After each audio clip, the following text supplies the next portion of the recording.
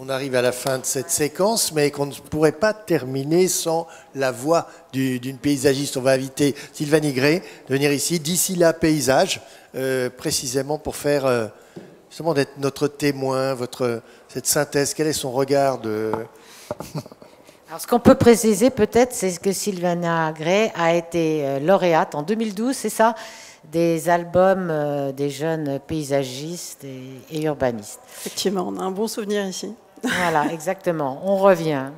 Et que donc son cœur de métier, bon, elle fait aussi bien du paysage, de l'urbanisme, qu'elle travaille sur la définition de stratégie territoriale, et que son cœur de métier, en fait, c'est comment on peut mieux remettre la nature dans la ville, renaturer, désimperméabiliser, etc. Donc elle va, sur tous les échanges qu'on a pu avoir, elle va nous dire ce qu'elle en retient, et puis elle va nous parler de sa vision pour une ville mieux connectée à la nature. Et je crois qu'elle va nous parler d'un projet un peu particulier, la ZAC de Nantes, je ne sais jamais occupé. On va aller parler un petit peu de Nantes, voilà, où il y a une question de concertation et surtout toutes les filières qui sont mises à table autour de la table pour se parler tout en amont, pour mieux se comprendre et pour arriver à trouver des solutions communes.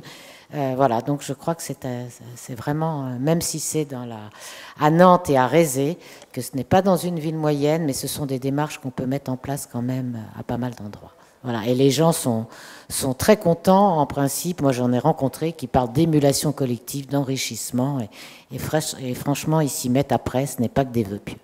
Voilà, je vous laisse la parole.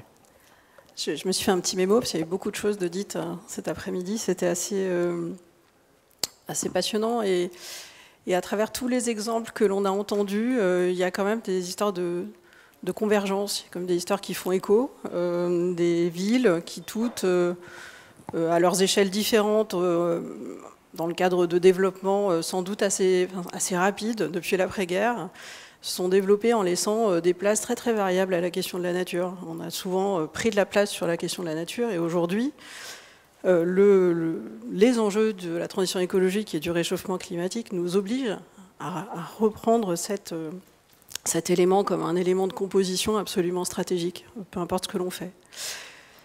Moi, ce que j'ai entendu cet après-midi aussi, c'était que dans le fond, dans le cadre de la transition écologique, il y avait des mutations absolument stratégiques qui étaient en cours, qui étaient la mutation de la mobilité, la mutation sur la question de la gestion de l'eau, et que ces deux mutations à l'œuvre, ça devait être des leviers extrêmement importants pour redonner de la place à la nature, redonner de la place aux usages, redonner de la place aux circuits courts, aux courts-circuits, enfin d'ailleurs un peu les deux, et que la mutation, en tout cas le changement devait être l'opportunité de venir régler d'autres problèmes au passage.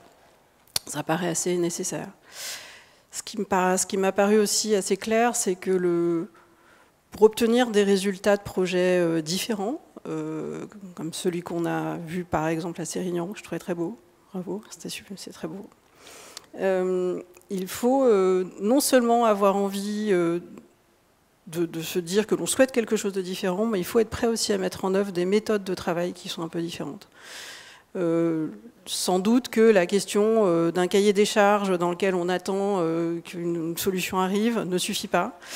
Et qu'il y a une nécessité au croisement des compétences, il y a une nécessité à la mobilisation des acteurs et de la chaîne d'acteurs, et puis peut-être ça fera un peu écho à ce dont je parlerai au sujet de Pierre Mille, mais qu'il y a un effet démultiplicateur des résultats lorsque l'on arrive, et c'est pas simple, hein, mais lorsque l'on arrive à activer toute la chaîne d'acteurs, chacun à son niveau, pour voir dans quelle mesure elle arrive à faire des petits gaps chacun, et que c'est des fois aussi dans le cumul de tous ces éléments-là qu'on a des beaux résultats.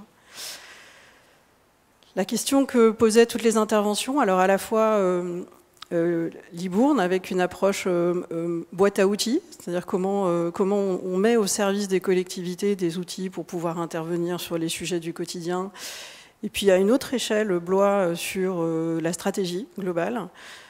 Ça pose la question de l'échelle et de toutes ces interventions, et en même temps, moi j'ai la conviction profonde qu'il n'y a surtout pas d'antagonisme en fait à mener entre les échelles du très petit, les échelles du très grand. Je crois que vis-à-vis du défi collectif qui nous attend, il va falloir tout prendre. Prendre la mini-forêt participative, même si elle a des vocations qui sont des effets qui sont plus ou moins limités, mais tant pis. Si déjà ça permet de sensibiliser des gens, allons-y. prendre le plan massif, parce qu'aussi on en a besoin, prendre la stratégie, prendre, en fait, là, ne rien écarter. Voilà. Se donner toutes les chances que dans l'effet de cumul, on arrive à avoir des résultats. Et puis l'autre action, et Jean-Marc Bouillon l'a dit de manière très très juste, il y a une nécessité à la question de la massification des actions. C'est sûr que les projets neufs ou les projets de renouvellement, enfin, c'est-à-dire le cadre de ce qui pourrait être la maîtrise d'œuvre externe, ça ne va pas suffire, et que les collectivités, entre elles, dans le patrimoine, on va dire, d'espace public qu'elles gèrent, elles ont un sujet de mutation absolument colossal. Moi, j'ai eu une discussion avec le responsable du service espace vert de la ville de Nantes qui me disait on gère 1200 hectares d'espace ouvert. Jusqu'à il y a quelques années, il y en avait encore quasiment 600 sous arrosage automatique, quoi. Donc, c'est-à-dire que se déconnecter de réflexes qui ont été ceux de la conception dont on a hérité, c'est un travail colossal. Et les gros leviers, ils sont aussi là. On en parle assez peu en général, mais il faut reconnaître que les collectivités sont face à un gros défi. Je vais parler effectivement un tout petit peu de cette expérience nantaise assez atypique sur Pirmil. D'abord parce que cette commande de Pirmil, alors le site sur lequel on est, alors évidemment ça ne va pas être complètement simple, mais si vous arrivez à deviner, dans le bras de la Loire, vous avez l'île de Nantes sur le côté, et puis l'autre frange là, qui est entre la grande autoroute et puis la Loire, donc c'est le secteur dont on s'occupe, avec une équipe extrêmement large. Donc nous on travaille donc là à l'échelle territoriale en opérationnel sur 70 hectares et puis plus de 200 en stratégie, avec Frédéric Bonnet qui pilote l'équipe, et puis une équipe de maîtrise d'œuvre très très élargie, sur lequel on pourra revenir, sur lequel il y a beaucoup de compétences sur le sol, le vivant, la géotechnique, la pollution. Enfin, on a vraiment une équipe très, très costaud sur le sujet. Et puis une demande de la collectivité qui, en gros, nous a demandé de concevoir la ville-nature compatible aux enjeux 2050. En fait, ça se conçoit aujourd'hui, donc alignez-vous sur les accords de Paris, qu'est-ce que ça donne, alignez-vous sur les objectifs du plan climat nantais et comment on produit la ville compatible là-dedans, sachant que notre site, en tout cas notre terrain de jeu sur la partie rosée, c'est la partie que vous voyez juste au-dessus de moi, là, sur lequel il y a un lieu d'urbanisme transitoire qui est installé, mais ce sont des anciens sites industriels, on est complètement, voilà, anciens sites industriels, bord de Loire, gagnés sur la Loire, sur des anciens bras de la Loire, remblayés, etc.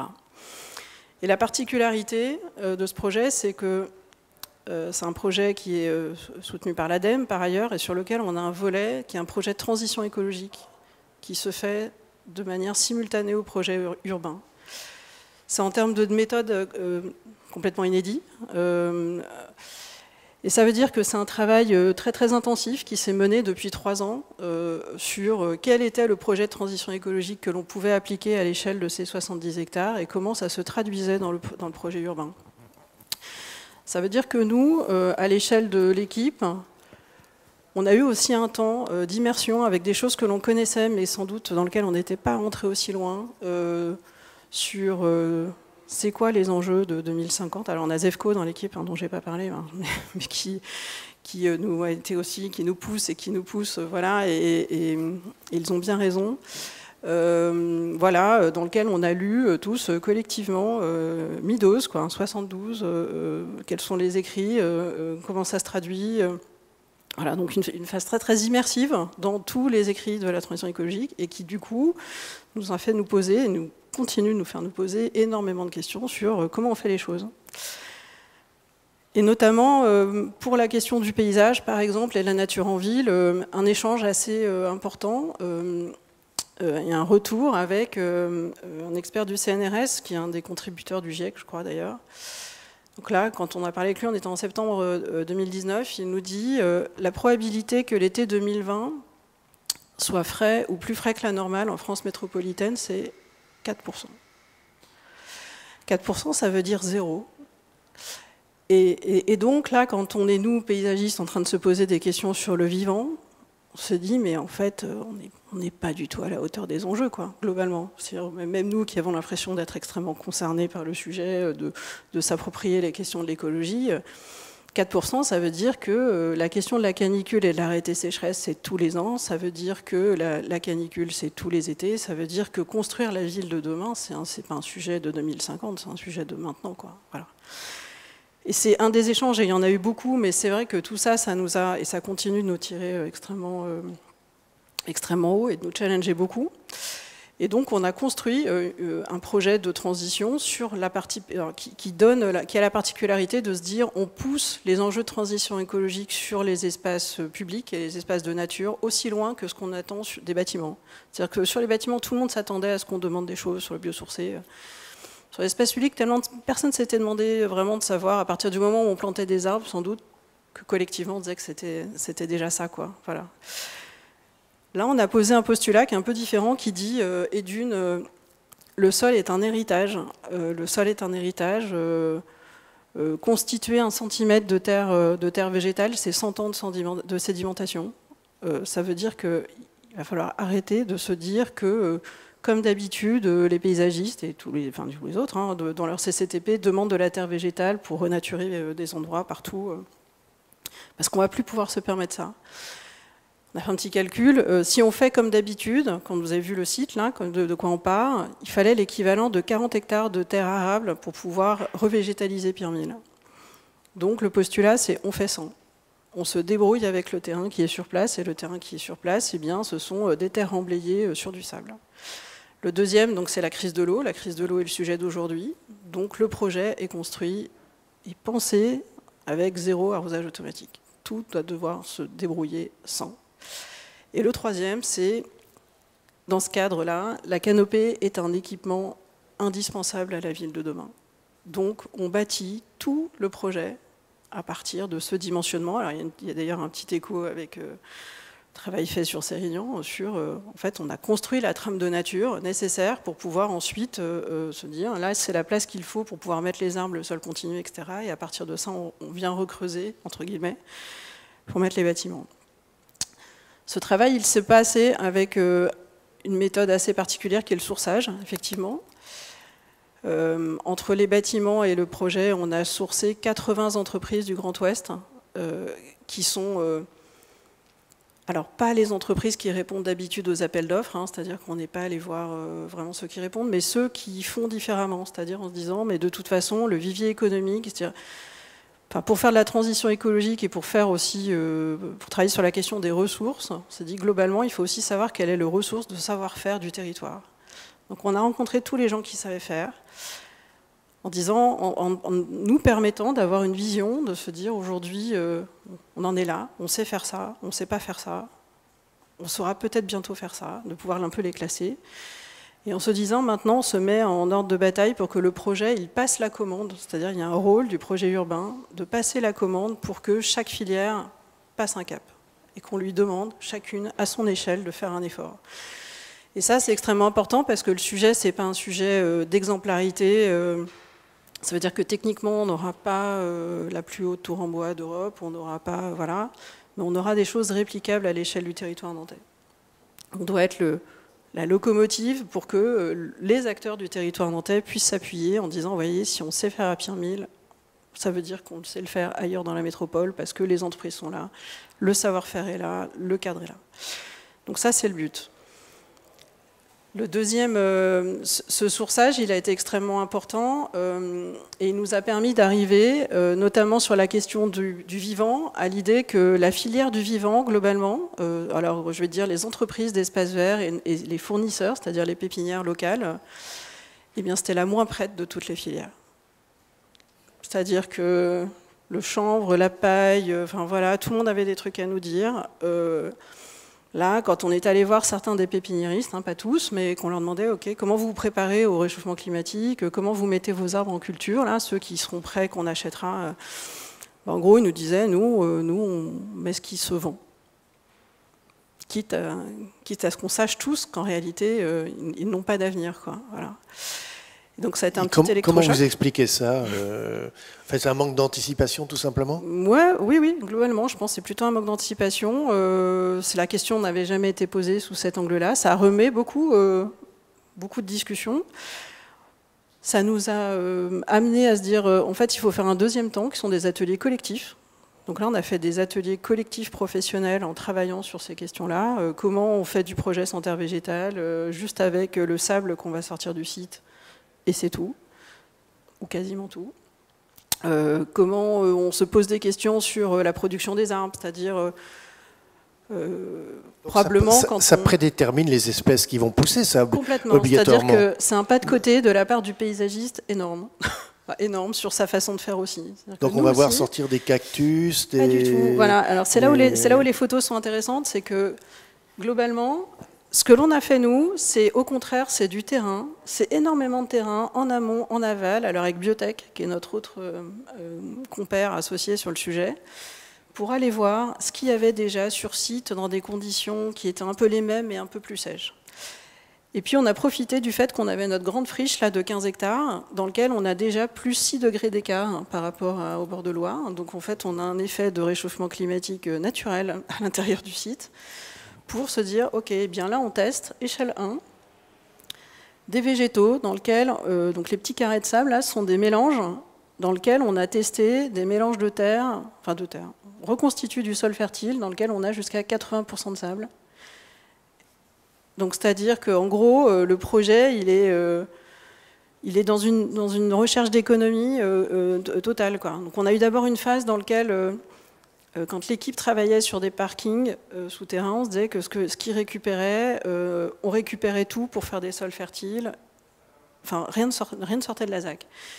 Puis après, là, l'équipe de Brasse, en fait, ils ont réussi à convaincre tout le monde de ne plus faire de parking souterrain, donc on n'avait plus assez de ressources, mais on s'est débrouillé autrement, c'est pas grave.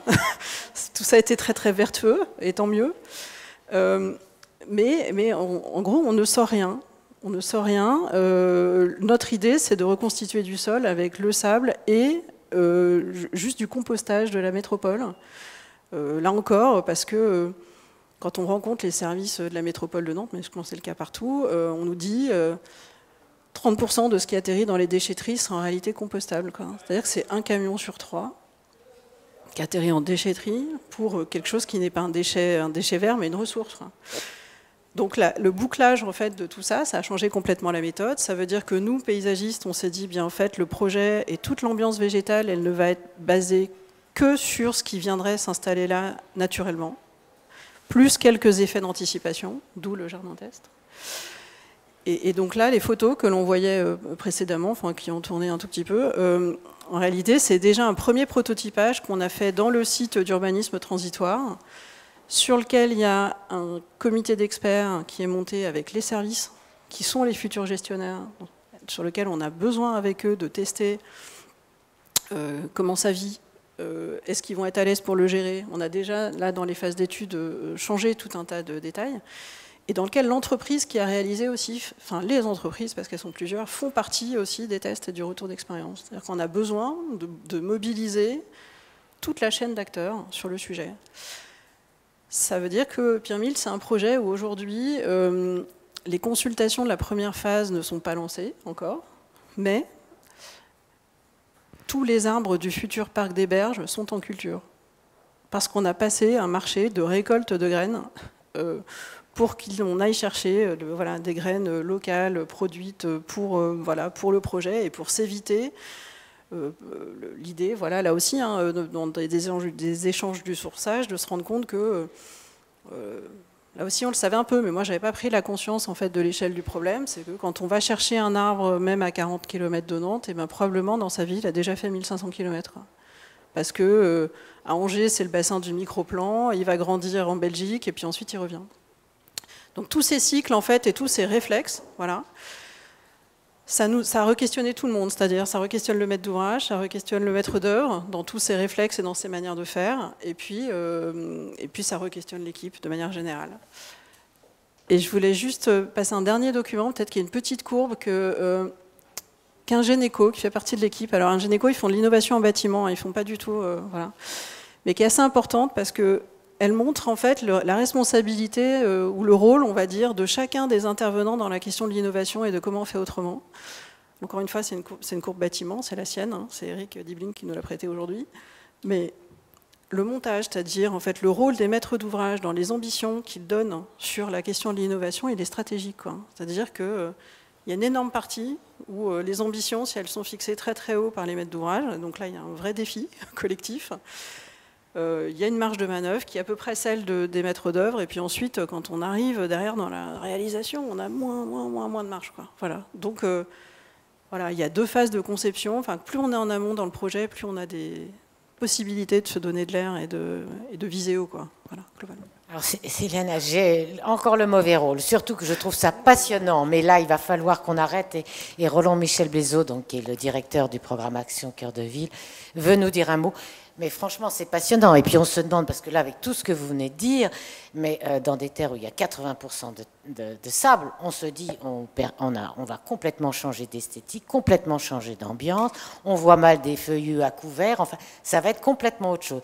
Donc on a hâte de voir vos tests. Il faut absolument qu'on vous réinvite pour nous parler de tout ça. Peut-être toi à la plateforme, mais là, on ne peut pas en rester là. C'est une habituée de la maison, si je puis dire. Mais juste un mot sur la canopée, avant de passer la parole à notre ami Roland. La canopée, ça veut dire une espèce d'appe particulière, en l'occurrence? Non, alors, avec plus 6 degrés, comment... Ça veut dire, en fait, là, ce qu'on teste dans les jardins tests, c'est une vingtaine d'essences qui sont les essences principales qui seront utilisées. Alors, en fait, du coup, il y a une question d'un effet de masse, mais nous, on en teste 20 qui seront les principales. D'accord, donc là, ça sera un laboratoire qu'on pourra ensuite... qui est visitable, je vous attends à Nantes, je fais visiter quand vous voulez. Super, à très bientôt donc. Cher Roland, c'est à toi de Merci beaucoup, non, on a le mauvais rôle, mais c'est vrai qu'on essaie, mais c'était vraiment passionnant, donc on a hâte de poursuivre nos forums des solutions. J'insiste beaucoup sur ce terme, et d'ailleurs, d'abord en remerciant Francis Rambert et la Cité de l'Architecture de nous accueillir, bien sûr l'équipe du PUCA, Hélène Pesquine et Anne Vigne, Corentin et Marguerite qui sont à la régie de Cognac-Jet, et puis bien sûr en saluant les personnes qui ont bravé les habitudes, c'est-à-dire de revenir en présentiel, et donc bien sûr je profite pour tous ceux qui nous écoutent pour les inviter à venir ou à revenir dans ce magnifique atelier créatif de la Cité de l'Architecture et du Patrimoine, puisque c'est vrai que c'est quand même agréable de retrouver des réunions en présentiel. Climat, nature en ville sont vraiment des sujets qui sont non seulement au cœur de projets, de beaucoup d'exemples très intéressants qui nous ont été donnés, au cœur des réflexions de paysagistes, d'experts, de grands professionnels. Ça traduit aussi la très forte aspiration de nos concitoyens à vivre dans une ville à taille humaine, agréable, résiliente, active. Je rappelle simplement toutes les enquêtes d'opinion, on est dans les scores soviétiques, hein, on est à peu près 85% en moyenne, alors d'après les sondages sortis des urnes, pour habiter dans une ville à taille humaine où on pense, probablement à juste titre, trouver, où on espère trouver un cadre de vie beaucoup plus naturel, beaucoup plus agréable, beaucoup plus apaisé. Et c'est vrai que nos villes petites et moyennes, nos villes à taille humaine peuvent probablement mieux correspondre à cette grande aspiration. Avant qu'on parle de la nature en ville, et bien sûr de la dimension climatique qui était le sujet d'aujourd'hui, d'abord il faut préserver la nature là où elle est. Et donc c'est tout l'enjeu, je ne vais pas le développer parce qu'on l'a déjà évoqué dans plusieurs forums des solutions, mais la sobriété foncière, la lutte contre l'étalement urbain, la préservation de nos espaces agricoles, naturels et forestiers, la protection de l'agriculture, je dirais, périphérique, et voire parfois, bien sûr, de l'agriculture et de tous les éléments productifs en ville. Et vous savez que notre initiative territoire pilote de sobriété foncière que nous menons avec le PUCA et l'appui la DGLN, on en fait le fil conducteur d'aujourd'hui, mais encore plus du demain, du programme national Action Cœur de Ville. L'importance des entrées de ville, des espaces périurbains, qui sont souvent des no man's land et où, je dirais, c'est plus un capharnaüm de la France moche qu'une véritable stratégie de protection de nos espaces. Ça a été évoqué d'ailleurs aussi un moment par un des intervenants sur que, et c'est une des illustrations, mais il y en a énormément, beaucoup plus, des avantages écosystémiques de la nature, prise comme une infrastructure à part entière. Jean-Marc Bouillon développe beaucoup de cette thèse, comme par exemple la protection des zones de captage dans le périurbain, ou d'une contrainte. On en fait au contraire un espace naturel, voire productif. Voyez l'exemple de l'Anse-Saunier. Et puis, la prévention des risques naturels. Il y a un exemple tout à l'heure, parce qu'on a beaucoup parlé de l'eau, où on dit mais c'est des zones de crue, etc. Et donc la nature joue un rôle d'éponge et de protection et de prévention du risque inondation en prévoyant cet espace à la fois naturel et de prévention du risque inondation en l'occurrence. Donc, mais la nature en ville elle-même, je dirais que d'abord, et on l'a montré dans tous ces exemples, mais ça clôt un cycle de plusieurs forums, c'est à la fois l'approche écosystémique, ce sont des économies réelles. On l'a vu par exemple sur Blois, c'est un lien direct avec la taille des équipements ou des infrastructures d'assainissement qu'il faut mettre en œuvre. C'est la redécouverte des berges. C'est quand même stupéfiant qu'au fil des années, des décennies, voire des siècles, nos villes qui s'étaient construites autour des fleuves et des rivières s'en étaient détournées, au point que c'était devenu des taudis, des friches, des zones de non-droit, ou des zones surtout où on n'avait pas envie d'aller. Et non seulement maintenant, on voit bien, tout à l'heure il y avait Libourne, mais la requalification des quais de la Dordogne et de la Confluence est tout à fait magnifique, mais c'est dans le cas dans la plupart des villes, hein, quelle que soit leur taille.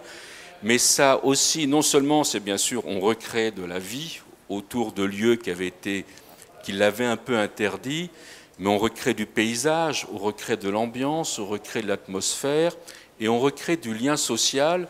Je vois l'exemple de Montluçon où la requalification des berges des deux côtés de la ville a recréé un lien entre deux quartiers qui s'étaient au fil des années tourné le dos.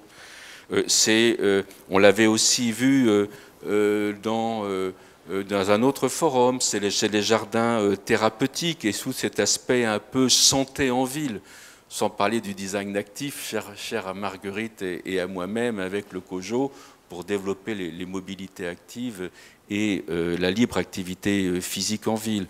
Ce sont bien sûr les îlots de fraîcheur et d'où l'importance, parce que tout est lié dans cette approche. La nature en ville, ce n'est pas un sujet, finalement c'est un sujet très transversal. On voit des très beaux exemples de curtage d'îlots, notamment dans les centres-villes lorsqu'ils sont très serrés. On voit qu'en mettant des curtages d'îlots, on recrée la lumière, on recrée des îlots de fraîcheur, on remet des squares avec de la nature. Bref, on recrée une ambiance où on a de nouveau envie d'habiter. Sinon, bien sûr, vous connaissez les contraintes très fortes de ce type d'habitation.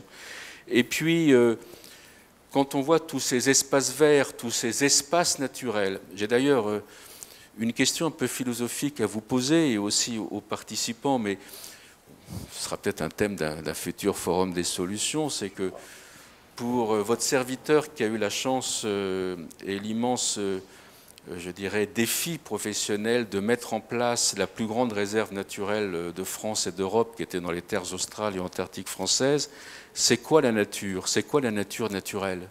C'est quoi les espèces endémiques?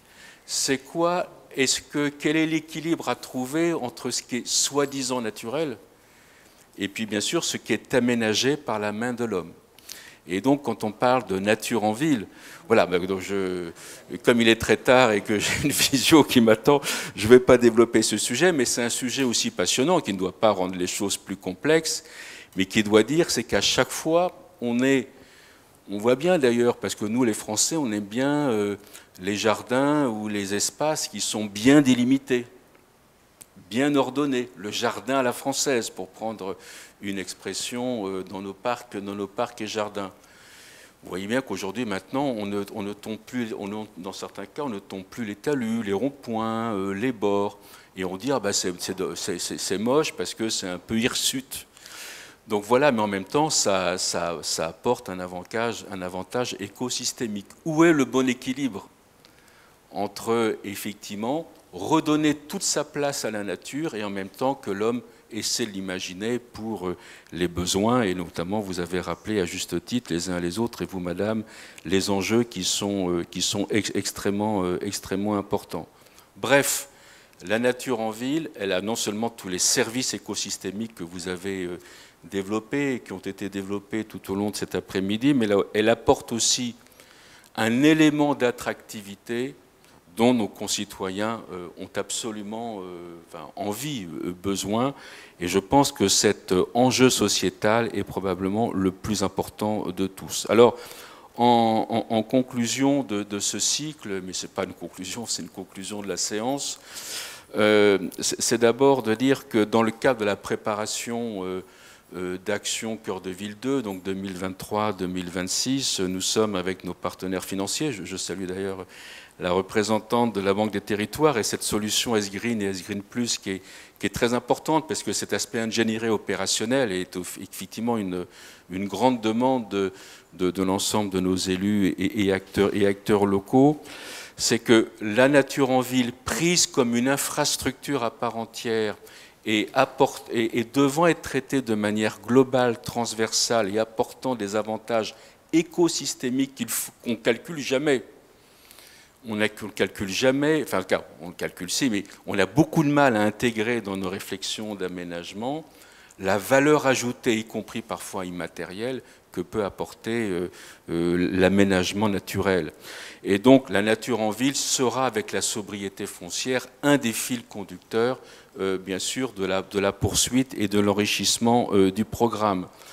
Insistons, et on l'a vu par les professionnels qui se sont exprimés sur la qualité architecturale, la qualité paysagère, la qualité urbanistique qui préside à tous ces projets. Et donc, nous allons bien sûr aussi amplifier avec la Cité de l'Architecture, le PUCA, le CEREMA, l'ensemble des acteurs pour bien sûr augmenter, je dirais, cette approche qualitative dans l'ensemble des projets.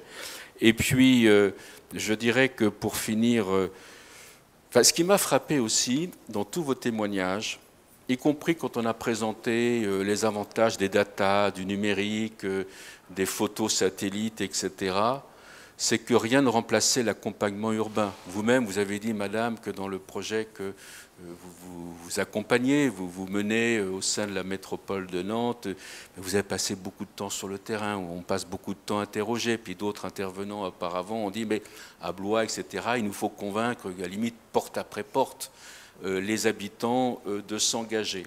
Donc, finalement, ces enjeux remettent l'humain au cœur des projets d'aménagement. Et j'ai retenu aussi un autre terme qui me paraissait, que je pense que je vais piquer dans le rapport de préfiguration à CV2 qu'on est en train d'écrire, les villes remédiables. Et donc, faisons de nos villes à taille humaine. En fin de compte, c'est des villes remédiables au service de la transition écologique. Et c'est vraiment bien ça. En tout cas, ce que aussi on a pu apprendre tout au long de son cycle.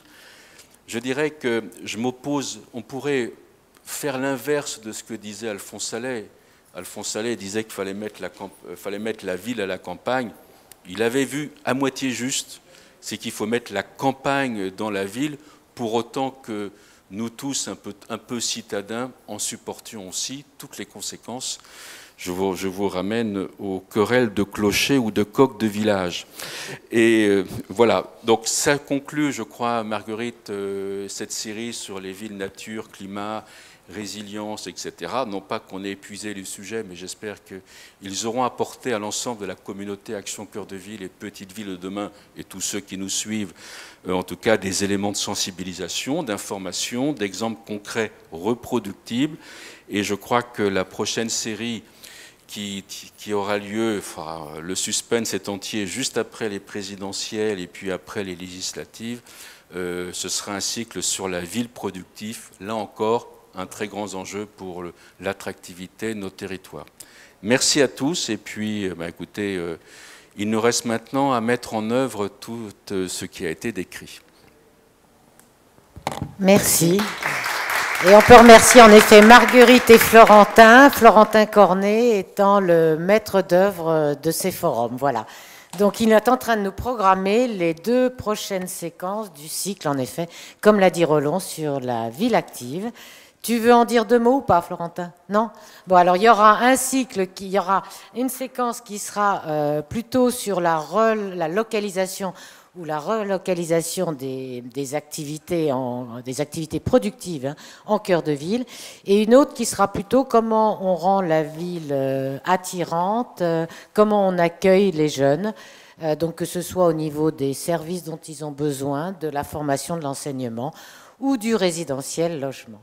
Voilà, merci à tous. Au revoir.